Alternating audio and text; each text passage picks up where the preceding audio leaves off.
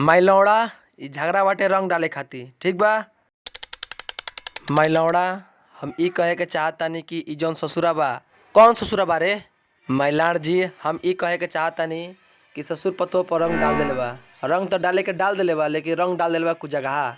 उ सब बात के तब रउआ छोड़ी, हम इ नौकी भौजी की ओर से इंसाफ मांगे चाहतनी। अब रउआ बताइए का कइल जाओ। डाले के तो डला गइल बाटे। पिछला होली में जौन बा तौन देवरे रंग डलले रहलसन तो ओकरा आराम आराम से होली भइल, ओइसे कोनो प्रॉब्लम ना भइल। लेकिन इ यहाँ के बानी जौन ससुर जी यहाँ के ऊपर से रंग डली।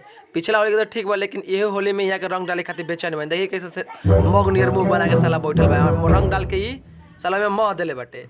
और आज ते फेनो कहते रही एकरा के रंग डाले खातिर आय रंग डाले के फेन तो कह दिल बड़ा सुन ल।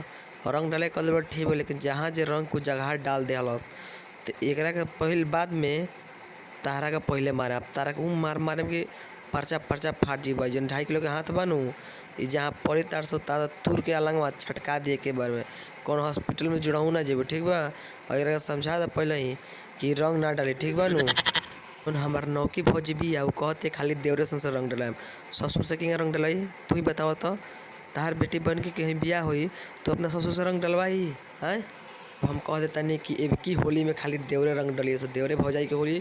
ससुर बीच में पड़ गलन, सरों के अबीर गाड़ी में डाल के ओहिमे सुतरिया बम लागे गल चर से फाड़ दे। ना रही बांस ना बाजी बसुरी के बार में, ठीक बा नु।